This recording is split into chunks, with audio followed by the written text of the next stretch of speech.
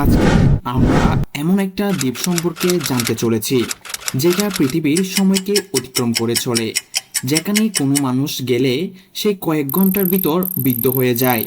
এবং সেই দ্বীপে গিয়েছিল কিছু সংখ্যক মানুষ, তারা সেখানে গিয়ে জানতে পারে এখানের একদিন সমান 100 বছরেরও বেশি। অর্থাৎ এখানে সময় এত দ্রুত এগোতে থাকে যে এখানে আসার সঙ্গে সঙ্গে মানুষের বয়স বাড়তে শুরু করে। এমনকি কেউ এই দ্বীপের মধ্যেও একবার প্রবেশ করলে সে আর ইচ্ছা করলেও বের হতে পারে না। এমনকি এই দ্বীপের মধ্যেও তাদের বয়স বেড়ে তারা মৃত্যুর দিকে ধাবিত হয়। এক্সপ্লেইন করব দ্য ওল্ড মুভিটি। তাহলে শুরু করা যাক, সাথে থাকুন সিনেমাস্কোপের সঙ্গে। শুরুতে একটা পরিবার দেখানো হয়, তারা গাড়ি করে কোনো একটা জায়গায় ঘুরতে যাচ্ছে, যেখানে আমরা কাই নামের একজন ব্যক্তিকে দেখতে পাই।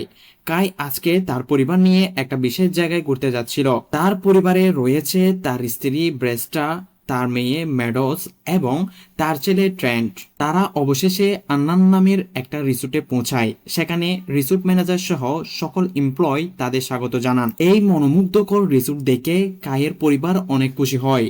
তখন মাদ্রিদ নামের একটা মেয়ে শরবতের মতো কিছু ওয়েলকাম ড্রিঙ্কস দেয়। ম্যাডোস ও তার ভাই ট্রেন্ট একটা রঙিন গ্লাস দেখতে পায়, এর ভিতর কিছু চকলেট ও ড্রিঙ্কস রাখা ছিল। তখন সেখানে ইডলিট নামের একটা ছেলের সাথে তাদের পরিচয় হয়। তখন ইডলিটের মুখ থেকে জানতে পারি সেই এই রিসোর্টের ম্যানেজারের ভাতিজা। তারা একে অন্যের সাথে কথা বলতে বলতে তাদের মধ্যে ভালো একটা বন্ডিং তৈরি হয়। একটা জিনিস মনে রাখেন, এখানে ম্যাডোসের বয়স 12 বছর আর ট্রেন্টের বয়স মাত্র 6। কেন মনে রাখতে বলছি সেটা একটু পরে বুঝতে পারবেন। কাই তার পরিবারকে নিয়ে তার রুমে চলে আসে। রুমে এসে কাই একটা ডায়েরি দেখতে পায়। ডায়েরিতে একটা ওয়ারেন্ট কোম্পানির নাম লেখা ছিল। ওয়ারেন্ট কোম্পানি হচ্ছে তাদের দেশে সবচেয়ে জনপ্রিয় ওষুধ কোম্পানি, যাদের মেডিসিন দুর্দান্তভাবে কাজ করে। অন্যদিকে আমরা ট্রেন্ট আর ইডলিটকে সাগরের বিচে দেখতে পাই। তারা ইতিমধ্যে অনেক ভালো বন্ধু হয়ে গেছে। তারা এই বিচের মধ্যেও একজন ব্যক্তির সাথে দেখা হয়। ট্রেন্ট আর ইডলিট যখন ব্যক্তিটি সম্পর্কে জানতে চাচ্ছিল, তখন ব্যক্তিটি জানায় সে একজন পুলিশ অফিসার। সে কর্মব্যস্ততার কারণে সমুদ্রের সৈকতে এসেছে। এটা শোনার পর তারা আবার খেলতে চলে যায়। সেদিন রাতে কাই এবং তার স্ত্রীকে দেখা যায় অনেক কথা কাটাকাটি করতে। এখানে তাদের কথা শুনে উপলব্ধি করতে পারে তাদের মধ্যে ছাড়াছাড়ি হতে আর বেশি দিন নাই। খুব শীঘ্রই তারা ডিভোর্স দিবে। এসব ঝগড়া তাদের সন্তান অন্য রুম থেকে শুনতে পায়। এই বিষয়টা তাদের সন্তান ম্যাডক্স আর ট্রেন্ট অনেক আগে আন্দাজ করতে পেরেছিল, কারণ তাদের মধ্যে এমন ঝগড়া প্রায় লেগে থাকে। তার মধ্যে কিছুদিন আগে ব্রেস্টলির টিউমার ধরা পড়েছিল, সেজন্য কাই চাচ্ছিল না এই পরিস্থিতিতে তাদের ডিভোর্স হোক। সে এ সময় ব্রেস্টলির পাশে থাকতে চায়। ব্রেস্টলি বলে, যেখানে দুইজন মানুষের মধ্যে ভালোবাসা নেই সেখানে দয়া দেখিয়ে একসঙ্গে থাকার কোনো মানে হয় না। অন্য রুম থেকে ট্রেন্ট একটা চিঠি দেখতে পায়, যেটা ইডলিট তার জন্য লিখেছিল। চিঠিটা ছিল কিছু চিহ্নযুক্ত ভিন্ন ভাষার, যেটা সমাধান করার জন্য দিয়েছে ট্রেন্টকে। লেখাটা মূলত একটা কোড টাইপের লেখা ছিল, আর এই চিঠির সাথে এমন একটা কাগজ ছিল যেখানে প্রত্যেকটির কোডের সাথে আলাদা অক্ষর লেখা ছিল। ট্রেন্ট কিছুক্ষণের ভিতর কোডগুলো মিলিয়ে একটা বাক্য তৈরি করে ফেলে, যেখানে লেখা ছিল আগামীকাল এখানে একটি আইসক্রিম খাওয়ার অনুষ্ঠান আছে। এটা দেখে ট্রেন্ট অনেক খুশি হয়। তারপর সিন চলে যায় একটা দ্বীপে, যেখানে একজন ছেলে আর একটা মেয়েকে দেখানো হয়। তারা সাগরের পাড়ে সময় কাটাতে দেখা যায়। এই দুজনের কথা মাথায় রাখবেন, ওকে। তারপর ঘটনা চলে আসে রিসোর্টে। কাই যখন তার পরিবারকে নিয়ে ব্রেকফাস্ট করছিল, ঠিক তখনই তাদের কাছে হোটেল ম্যানেজার আসে। হোটেল ম্যানেজার বলে, আপনারা কি জানেন দূরে একটা সুন্দর দ্বীপ আছে, যে দ্বীপ সম্পর্কে কেউ কিছু জানে না। অবাক করার বিষয় হচ্ছে পৃথিবীর ম্যাপের মধ্যেও দ্বীপটির মানচিত্র নেই। হোটেল ম্যানেজার তাদের দ্বীপে যাওয়ার জন্য অফার করে। এমন সময় ম্যানেজারের ভাতিজা ইডলিটকে দেখতে পায়। ইডলিট দূরে দাঁড়িয়ে ইশারা দিয়ে ট্রেন্টকে কিছু একটা বোঝানোর চেষ্টা করে, কিন্তু ম্যানেজার সেটা লক্ষ্য করতে পেরে ইডলিটকে সেখান থেকে নিয়ে যায়। সে মুহূর্তে তারা একটা বড়সড় আওয়াজ শুনতে পায়। যখন তারা পিছনে ফিরে তাকায়, তখন দেখতে পায় পিটিসা নামক একটা মহিলার সিজার অ্যাটাক হয়েছে। তার হাজব্যান্ড তাকে স্বাভাবিক করার চেষ্টা করছিল। তখন একজন লোক নিজেকে ডাক্তার পরিচয় দিয়ে তাকে চিকিৎসা করে। চিকিৎসা করার পর পিটিসা স্বাভাবিক হয়ে ওঠে। ঠিক পরক্ষণেই দেখা যায় কায়ের পরিবার সহ আরো কিছু সংখ্যক মানুষ একটা গাড়িতে উঠে হোটেল ম্যানেজারের বলা দ্বীপের উদ্দেশ্যে। তাদের গাড়ি একটা গেট পর্যন্ত যায়। গেটের মধ্যেও একটা সাইনবোর্ড ছিল। সাইনবোর্ডে লেখা ছিল নেচার প্রিজার্ভ অফ লিমিটস, যার অর্থ প্রাকৃতিক সংরক্ষিত এলাকা, যেখানে যাওয়া মানুষের জন্য নিষিদ্ধ। কিন্তু এটা কেউ খেয়াল করে না। তাদের গাড়ির ড্রাইভার সে গেট খুলে গাড়ি নিয়ে রওনা হয় গহীন জঙ্গলের ভিতর। অবশেষে তাদের একটা গন্তব্যে পৌঁছিয়ে দিয়ে ড্রাইভার বলে আর কিছুক্ষণ হাঁটলে সেই দ্বীপ, এবং সেই ড্রাইভার সেখান থেকে চলে আসে। তারা সবাই সেই দ্বীপের উদ্দেশ্যে রওনা হয়। তারা অবশেষে সেই দ্বীপে গিয়ে অনুভব করে সুন্দর ও মনোমুগ্ধকর এক পরিবেশ। বিচে ম্যাডোস ও ট্রেন্ট অনেক আনন্দ করে। তখন ম্যাডোস দূরে একজন বসে থাকতে দেখে। সে আরেকটু লক্ষ্য করতে দেখতে পায় সেটা স্যাডার নামের এক ব্যক্তি, যে র্যাপ সং করে। সে অনেক পপুলার। ম্যাডোস তার সাথে খুব করে দেখা করতে চায়, কিন্তু তার বাবা কাই বলে সে এখানে সুন্দর একটা মুহূর্ত কাটাতে আসছে, তাকে ডিস্টার্ব না করাই ভালো হবে। তার বাবা কাই তার সাথে দেখা করতে দেয় না, তাই ম্যাডোস দূরে গিয়ে তার ভাই ট্রেন্টের কাছে যায়। ট্রেন্ট তখন চার্লির মেয়ে কারার সঙ্গে খেলছিল। তারপর তারা তিনজন মিলে বিচের মধ্যে খেলা করে। অন্যদিকে আমরা ব্রেস্টা আর কাইকে দেখতে পাই। তারা একদম চুপচাপ ছিল। তারা এখানে আনন্দ করা তো দূরে থাক, তারা কেউ কারোর সাথে কথাই বলছিল না। অন্যদিকে তাদের সন্তানরা খেলা করতে করতে এমন এক জায়গায় পৌঁছে যায় যেখানে অনেকগুলো পুরনো জিনিসপত্র পড়েছিল। এগুলো ছিল মূলত এর আগে এই দ্বীপে যত মানুষ এসেছিল তাদের। আশ্চর্যের বিষয় হচ্ছে এখানে যতগুলো লোহার জিনিসপত্র ছিল এগুলো দেখে মনে হচ্ছে এগুলো বহু বছর পুরনো। ম্যাডলস একটা জং ধরা চাকু তার মাকে দেখায়। তার মা সঙ্গে সঙ্গে বলেন এটা রেখে দিতে, কারণ এটা শরীরে লাগলে ইনফেকশন চলে আসতে পারে। এরপর দেখা যায় ট্রেন্ট গোসল করার জন্য পানির ভিতর নেমে পড়ে। ট্রেন্ট যখন গোসল করার জন্য আরেকটু গভীরে যায় তখন তার সাথে কিছু একটা ধাক্কা খায়। সে ঘুরে দেখে এটা একটা লাশ। সে এটা দেখে খুব ভয় পেয়ে যায় এবং পানি থেকে চিৎকার করতে করতে উঠে আসে। যখন কাই এবং ব্রেস্টা বিষয়টি চেক করতে যায় তখন দেখতে পায় একটা মেয়ের লাশ। এতে তারা অনেক বেশি ভয় পেয়ে যায়। তবে লাশটিকে দেখতে পেয়ে সিরি নামক সে র্যাপার সেখানে আসে। ভিডিওর প্রথমে যাদের কথা মনে রাখতে বলেছিলাম এরা হচ্ছে তারা দুইজন, কিন্তু চিরির নাক দিয়ে অদ্ভুতভাবে রক্ত পড়ছে। চিরিং সেখানে এসে সবাইকে বলে আজকে নাকি তাকে আর মেয়েটিকে এই দ্বীপে দিয়ে যাওয়া হয়েছে। তারা যখন এই দ্বীপে প্রবেশ করে তখন এখানে কেউ ছিল না। তারপর মেয়েটি গোসল করার জন্য সাগরে নেমে পড়ে। তখন থেকে তাকে আর খুঁজে পাওয়া যায়নি। কিন্তু চিরিং এর নাকে রক্ত দেখে ডাক্তার চার্লি সন্দেহ করে। সে সন্দেহ করতেছে চিরিং মেয়েটিকে মেরে ফেলেছে। তখন চিরিং বলে তারা তাকে ভুল বুঝছে, তার হিমোফিলিও একটা রোগ রয়েছে যার কারণে তার নাক দিয়ে সবসময় রক্ত পড়ে, এবং যে মেয়েটি মারা গিয়েছে তার মাল্টিপল ক্যারোসিস নামের একটা রোগ ছিল। এটা মস্তিষ্ক এবং শরীরের এমন একটা সমস্যা যে মস্তিষ্ক নিজে বুঝে উঠতে পারে না শরীর এখন কি চাচ্ছে। হয়তো মেয়েটি গোসল করতে নামার পর শরীর তার মস্তিষ্ক থেকে কার্যক্ষমতা হারিয়ে ফেলে। এর মধ্যে দেখা যায় প্যাট্রিসিয়া নামক মেয়েটি দ্বীপে চলে আসে, যাকে আমরা রিসোর্টে সিজার অ্যাটাক করতে দেখেছিলাম। যেহেতু প্যাট্রিসিয়ার সিজার অ্যাটাক হয়েছিল তখন চার্লি তাকে হেল্প করার কারণে তাদের আগে থেকে অনেক পরিচয় ছিল। কিন্তু ঠিক সেই মুহূর্তে চার্লির ওয়াইফ ক্রাস্টিন সেখানে দৌড়ে এসে চার্লিকে বলে তার মায়ের শরীর খারাপ হয়েছে। চার্লি তখন সেখান থেকে তাড়াহুড়ো করে যায়, যেহেতু এই দ্বীপের মধ্যেও একটা লাশ পাওয়া গেছে এবং ক্রিস্টিনের মা হঠাৎ করে অসুস্থ হয়ে গেছে দেখে কাই মনে হলো তাদের একবার রিসোর্টের ম্যানেজারের সাথে কথা বলা দরকার। কিন্তু যখন যোগাযোগ করতে যাবে তখন দেখা যায় সেখানে কোনো নেটওয়ার্ক শো করতেছে না। তাই প্যাট্রিসার হাজবেন্ড তাদের গাড়ি যে গন্তব্য পর্যন্ত নামাই দিয়েছিল সেখানে যাওয়ার জন্য রওনা হয়। যে রাস্তা দিয়ে এই দ্বীপে এসেছিল সেই সরু রাস্তা দিয়ে সে যায়, কিন্তু অদ্ভুতভাবে সে অনুভব করে এই রাস্তাটা কেমন অচেনা লাগছিল। ঠিক কত দূর যাওয়ার পর তার মাথা ভারী হয়ে যায়, সে অজ্ঞান হয়ে যায় এবং সে নিজেকে আবিষ্কার করে সে সাগরের বিচে। অন্যদিকে আমরা চার্লি এবং তার ওয়াইফকে দেখতে পাই।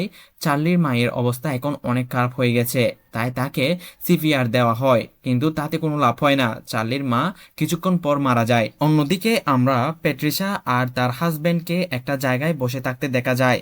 তারা দুইজন হঠাৎ অবাক হয়ে তাকিয়ে থাকে ম্যাড্রস আর ট্রেন্টের দিকে। কিছুক্ষণ পর ব্রেস্টা আসে এবং প্যাট্রিসা আর তার হাজবেন্ড থেকে জিজ্ঞাসা করে তার সন্তানদের দেখেছে কিনা। এটা শুনে তারা কিছুটা অবাক হয়, কারণ তাদের সামনে তার সন্তানরা দাঁড়িয়েছিল। তাদের মা যখন তাদের দিকে তাকায় তখন তার চেহারা কেমন অদ্ভুত রহস্যময় করে ফেলে, কারণ ম্যাডোস আর 12 বছরের মেয়ে নেই, সে এখন দেখতে প্রায় 22-23 বছরের মেয়েদের মতো। ট্যান্ড্রো আর 6 বছরের বাচ্চা নয়, তার বয়সও বেড়ে এখন 12 বছর হয়ে গেছে।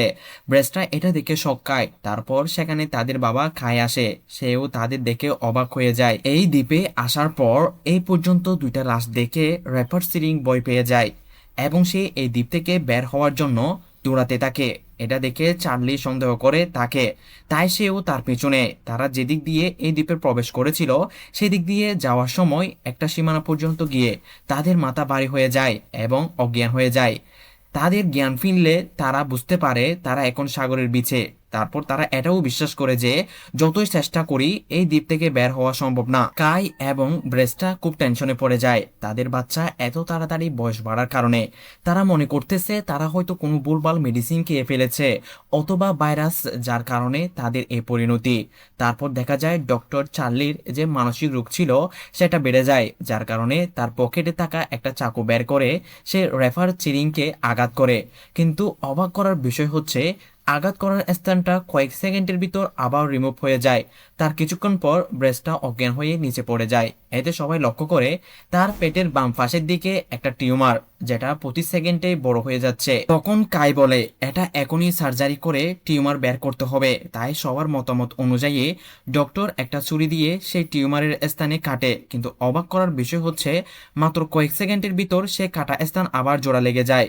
শেষ পর্যন্ত ডক্টর যখন সে স্থানটা কাটে এবং সবাই মিলে সেটা ধরে রাখে, পরে টিউমারটা অপসারণ করতে সফল হয়। কিছুক্ষণ পরে ব্রেস্টটা জ্ঞান ফিরে। অন্যদিকে রেফার সিরিং তার সাথে আসা মেয়েটা এসেছিল তার লাশ দেখতে যায়, দেখতে পায় এখন আর সেটা লাশ নেই, সেটা কঙ্কালে পরিণত হয়েছে। এটা দেখে সে সবাইকে ডাক দেয়, সবাই সেখানে উপস্থিত হয়। যেহেতু ব্রেস্টটা মিউজিশিয়াম সম্পর্কে ধারণা ছিল তাই সে আন্দাজ করে ফেলে একটা দেহ সম্পূর্ণরূপে কঙ্কাল হতে প্রায় 7 বছর লাগে, কিন্তু এই দ্বীপে 3 ঘন্টার ভিতর একটা দেহ কঙ্কালে পরিণত হয়। এতে সবাই বুঝতে পারে এখানে সময় দ্রুত চলতেছে। ঠিক কিছুক্ষণ পর ট্রেন্ট আর ডক্টর কার্লির মেয়ে কারা তাকে খুঁজতে থাকে। তাদের একটা ক্যাম্প থেকে বের হতে দেখা যায়, মানে তারা ইতিমধ্যে নিষিদ্ধ ঘটনা ঘটে ফেলেছে। আমাদের বুঝতে হবে যেহেতু তারা কয়েক ঘন্টা আগেও বাচ্চা ছিল, তার কারণে কোনটা ঠিক কোনটা বেঠিক তারা এখনো সেটা জানে না। তাদের আবেগের বশবর্তী হয়ে এই ঘটনা ঘটে। কিন্তু ট্রেন্ট আর ডক্টর মেয়ের কারা সেখান থেকে আসার সাথে সাথে তার পেট বড় হয়ে যায়। ঠিক কয়েক মিনিট পর তার বাচ্চার জন্মদানের সময় হয়। যেহেতু এখানে সময় দ্রুত চলতেছে তাই সবকিছু এমন তাড়াহুড়ো হচ্ছে। শেষ পর্যন্ত বাচ্চাটাকে দুনিয়াতে আনার জন্য সক্ষম হয়, কিন্তু দুর্ভাগ্যবশত বাচ্চাটা মারা যায়। এর কিছুক্ষণ পর ডক্টরের আবার মানসিক সমস্যা বেড়ে যায়। সে তার হাতে থাকা ছুরি দিয়ে রেফার সিরিংকে হত্যা করে। তাদের সবার এই পরিণতি দেখে ফেরিস্তা হাজব্যান্ড সাগর সাঁতরায় পার হওয়ার পদক্ষেপ নেয়। তার নিজের কথা মতো সাগরে নেমে পড়ে। কিছুক্ষণ পর ম্যাডস যখন সাগরে নামে তখন তার শরীরের সাথে কিছু একটা ধাক্কা খায়। খেয়াল করে দেখতে পায় সেটা একটা লাশ। সে চিৎকার দিয়ে পানি থেকে উঠে যায়। লাস্টে যখন সাগরের বিচে তোলা হয় তখন দেখা যায় সেটা প্রেস্টিসার হাজব্যান্ড। প্রেস্টিসা এতে অনেক কষ্ট পায়। অন্যদিকে ট্রেন্ট আর কারা তাদের মৃত বাচ্চাকে নিয়ে একটা পাহাড়ের নিচে বসে থাকে। ট্রেন্ট মৃত বাচ্চাকে মাটি চাপা দেয়। এদিকে কারা এত কিছু সহ্য করতে না পেরে সে পাহাড়ে বেয়ে এই দ্বীপ থেকে বের হতে চায়। এত উঁচু পাহাড় দেখে সবাই নিচ থেকে নিষেধ করলেও সে কারো কথা শুনে না। কত দূর ওঠার পর সে নিচে পড়ে যায় এবং সে তখনই মৃত্যুবরণ করে। কিছুক্ষণ পর পেতিসার সিজারেটা কোটে, সেও মারা যায়। এদিকে কাই আর ব্রেস্টা নিজেদের ভুল বুঝতে পেরে তারা একে অপরের কাছে মাপ চায়। সময় যত যাচ্ছিল সবার বয়স দ্রুত বেড়ে যাচ্ছিল। এখন দিন শেষ হয়ে রাত শুরু হয়। কাইর বয়স বাড়তে থাকে। সে এখন চোখে খুব কম দেখে। সেই মুহূর্তে ডক্টর কার্লির আসে। যেহেতু তার মানসিক সমস্যা ছিল তাই সে যাকে পাচ্ছে তাকে চাকু দিয়ে আঘাত করতেছে। কাইকেও সে চাকু দিয়ে আঘাত করতে থাকে। এই দ্বীপে যেহেতু সময় দ্রুত চলে তাই চাকু দিয়ে আঘাত করার সাথে সাথে আঘাতগুলো গায়েব হয়ে যায়। এটা দেখে তার ওয়াইফ ব্রেস্টা আসে, তাকেও সেম ভাবে আঘাত করে। তারা তাদের সন্তানদের লুকিয়ে যেতে বলে। ম্যাডক্স আর ট্রেন্ট একটা গর্তের মতো গুহায় লুকিয়ে পড়ে। সেখানে ছিল ডক্টর কার্লির ওয়াইফ। তার যেহেতু ক্যালসিয়ামের রোগে একটা সমস্যা ছিল তাই সে সেখানে হাত পা বিভিন্ন রকম ভেঙে উলটপালট হয়ে যায়। এদিকে ডক্টর চার্লি এখনো কাইকে আঘাত করতেছে। তখন কাইয়ের ওয়াইফ একটা জং ধরা চাকু দিয়ে মেরে দেয়। সাথে সাথে ডক্টর চার্লি পুরো শরীর ইনফেকশন হয়ে যায়, কারণ চাকুতে জং ধরা ছিল। এবং কিছুক্ষণ পর সে মারা যায়। সময়ের সাথে সাথে কাই ও তার স্ত্রী বৃদ্ধ হয়ে যায়। কাই সেখানে মৃত্যুবরণ করে। আর কিছুক্ষণ পর তার স্ত্রীও মারা যায়। পরদিন সকালে ম্যাডস ও ট্রেন্ট উঠে দেখে তারা প্রায় মধ্যবয়সীদের মতো হয়ে গেছে। সাগরের পাড়ে বসে তারা কথা বলছে। তারা প্রায় হাল ছেড়ে দিচ্ছিল। তারা কখনো এখান থেকে যেতে পারবে না। কিন্তু হঠাৎ করে কাইয়ের মনে পড়ে রিসুটির ম্যানেজার বাতিজা ইডলির তাকে একটা চিঠি দিয়েছিল বিভিন্ন চিহ্নযুক্ত, যেটা সে সলভ করে।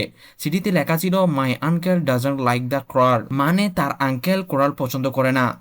কাই ভেবে নিয়েছিল এই কোরালের মাধ্যমে আমরা এখান থেকে বের হতে পারবো। কোরাল হচ্ছে সমুদ্রের একটি জীব। তারা সমুদ্রে বেশ কিছু কোরাল দেখতে পায় এবং তারা সেখানে নেমে সে কোরালের ভিতর যায়। সেখানে ম্যাডক্সের একটা কাপড় কোরালের সাথে আটকে যায়।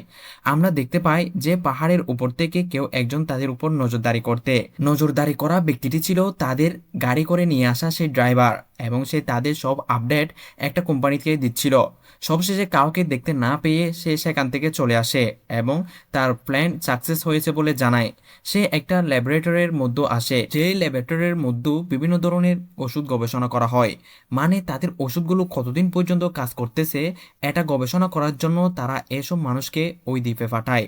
এতে করে তাদের আর মাসকে মাস বছরের পর বছর অপেক্ষা করতে হয় না, শুধু কিছু ঘন্টার ভিতর সে ফলাফল পাওয়া যায়। দ্বীপের মধ্যে যার সার্জারি অ্যাটাক ছিল তার ওষুধ কাজ করেছে প্রায় 16 বছরেরও বেশি। কারণ কি সেখানে সে 2 ঘন্টারও বেশি সার্ভাইভ করেছিল। এভাবেই তাদের ওষুধগুলো এক্সপেরিমেন্ট করে নিরীহ মানুষদের সেখানে মৃত্যুর ফাঁদে ফেলে দেয়। ওই যে আমরা ছবির প্রথমে দেখতে পেয়েছিলাম একজন ব্যক্তিকে, যিনি নিজেকে পুলিশ অফিসার বলে দাবি করেছিলেন, তাকে এসে কায় সব ধরনের ডকুমেন্ট দেয় এবং যতগুলো মানুষ সেই দ্বীপে হারিয়ে গিয়েছে সবগুলো মানুষের নাম দেয়। তখন দেখা যায় সে রিসোর্টে কাই আর ম্যাডোস চলে আসে।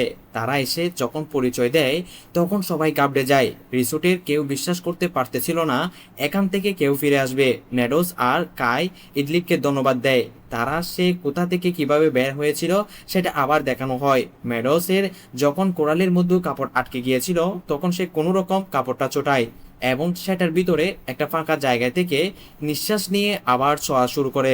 অবশেষে তারা কোরাল পার হতে সক্ষম হয়। তাদের হেলিকপ্টার করে উদ্ধার করা হয়। অন্যদিকে রিসোর্টের সেই মেডিসিন গবেষণাগার বন্ধ করে দেয়। এখানে সমাপ্তি হয় এই মুভির গল্প, এবং এই মুভিতে আমরা দেখতে পাই মাত্র কিছু গবেষণার জন্য কয়েকজন মানুষকে প্রাণ দিতে হয়েছিল।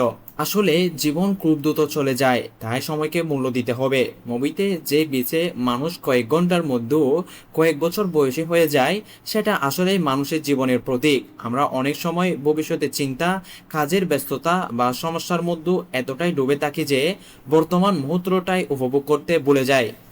লাস্ট অ্যাডভাইস: সময় জীবনের সবচেয়ে মূল্যবান সম্পদ। একবার চলে গেলে আর ফিরে আসে না।